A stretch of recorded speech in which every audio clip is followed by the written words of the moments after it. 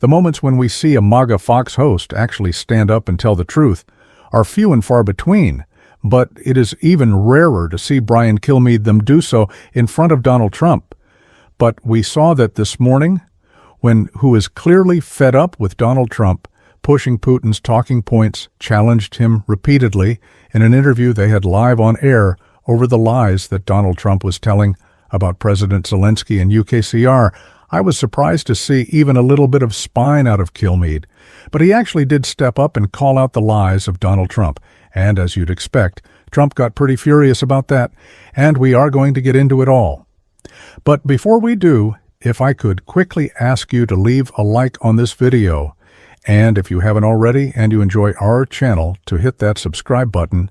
It goes a long way, and it really does mean a lot to me now. Let's get into this first clip of Trump just blatantly attacking Zelensky in such a strange way. We'll see what happens. I thought it was great because the location is, it's a great location. I don't know why Israel ever gave that up. Why did they give it up? I guess they look at us and say, why did you give up the Panama Canal, Brian? Right? It's all connected. Ariel Sharon decided to do that. You look down on a map, they have the whole ocean. And somebody from Israel, I guess, I can tell you who, but it was well known, but he decided to give it up. Yeah, it's one of the bad real estate deals. I see a lot of bad real estate deals. That's one of them right there. So, I don't think Trump understands the power of his words as the American president. When you say that Zelensky has no power in this negotiation, it's like a self-fulfilling prophecy. You're making it so that is the case. But also Ukraine has been fighting back and keeping this war going, not in the sense of wanting to keep it going, but defending against Putin's attack in a way that no one around the world could believe.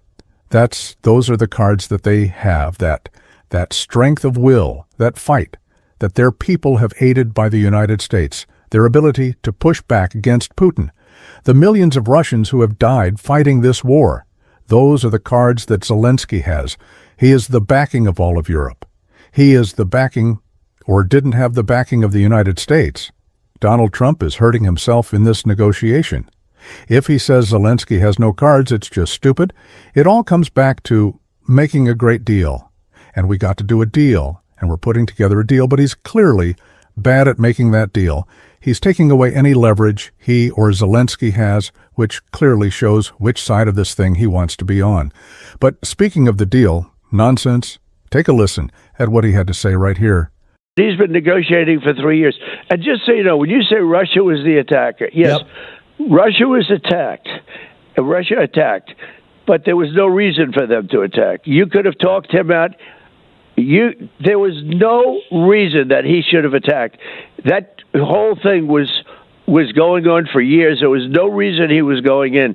It should have never happened. That war should have never happened. And I'm telling you, the way they talked, I said, these guys are going to go into a war. Every time I say, it's not Russia's fault, I always get slammed by the fake news. But I'm telling you, Biden said the wrong things. Zelensky said the wrong things. They got attacked by somebody that's much bigger and much stronger, which is a bad thing to do. And you don't do that. But Russia could have been talked out of that so easily. That should never have been a war. And all those dead people shouldn't be dead, and all those cities shouldn't be demolished right now. So when Zelensky said, he wasn't invited to a meeting, I mean, it wasn't a priority because he did such a bad job in negotiating so far. Number one, you shouldn't have had a war. And if you did, it should have been solved and settled immediately. It could have been. Mr. President, I think you're 100% right. There's two things. 3 years ago. This is what I always raise with Trump supporters, is point to me the moment in which he said something, some competent thought, some clearly articulated policy point on anything, and he can't do it. He just continues to repeat the same words that he kind of liked in the 80s deal, tariff strength immigration. Like, that's it. He doesn't actually say anything of substance. Putin did not want to deal with Zelensky. Putin wants to continue to go into Europe. That's the whole point. It's the reason when Trump supporters or Trump or Vance or whomever say that we need Greenland for the tactical, foreign policy, that from that standpoint we need it because it's so close to Russia. It's like so is Ukraine, and we already have an ally. They're willing to work with us and willing to fight back against Vladimir Putin, who I feel like I'm taking crazy pills, is still our enemy. Does he not understand that really? Clearly not. And what's crazy is a lot of Republicans actually seem to those without spines.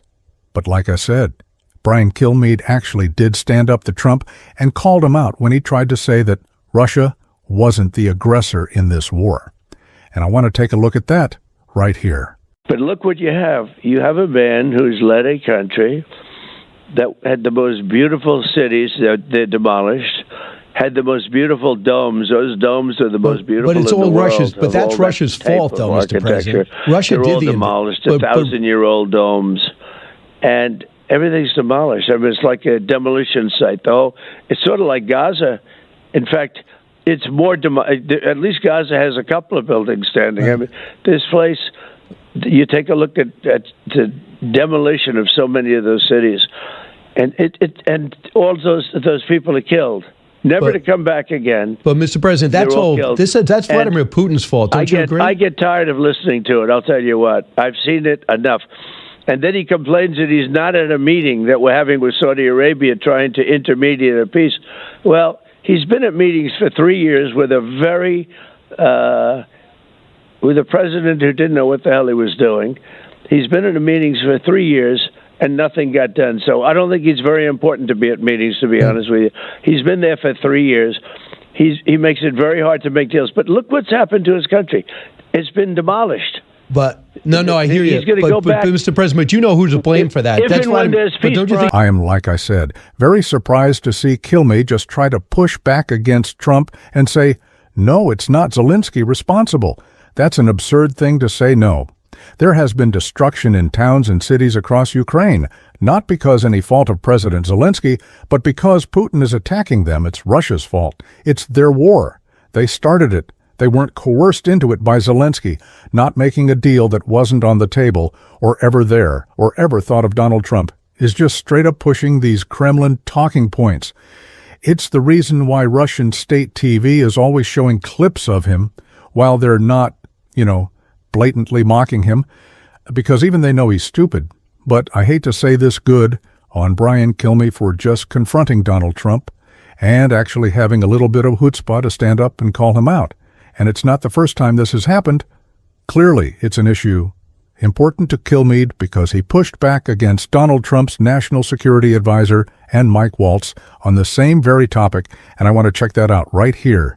Me, this reminds me of Lion Ted and De Sanctimonious. When the president locks horns and gets angry, that's what he does. But he also could put his hand out and say, let's move forward. That's where this reminds me of. And the same ones that are screaming for peace and are screaming for a ceasefire over in Gaza, I guess are screaming for endless war in Europe. It's nonsensical. This is a common sense plan. They may not like it, but we're going to drive it forward, and everybody will stop squawking when the fighting ends. When the Russians say we met with we met with you and Marco Rubio, and we got the sense that the U.S. is with us, are they wrong? Well, I think our interests are aligned in stopping the war. They have different reasons, of course, in the Ukrainians. There's still all kinds of disagreement that we need to pull both sides together. But, Brian, that was a historic first step, and it started with that historic phone call that President Trump had with Putin and the confidence-building measure that we had with the release of Mark Fogel. Remember, that was just a week ago, Brian. Mm-hmm. I don't think time is on anyone's side, and we're going to move forward full speed ahead to all kinds of disagreement that we need to pull both sides together. But, Brian, that was a historic first step, and it started with that historic phone call that President Trump had with Putin and the confidence-building measure that we had with the release of Mark Fogel. Remember, that was just a week ago, Brian. Mm-hmm. I don't think time is on anyone's side, and we're going to move forward full speed ahead to drive this war to an end. And then we can talk about broader geostrategic relationships. And that's the conversation we had with the Russians, but it's a first of many to come. Would it be great if the Russians handed back the 20,000 children they stole from the Ukrainian families, renamed them, and handed them out to Russians? Would they ever agree to give the children back?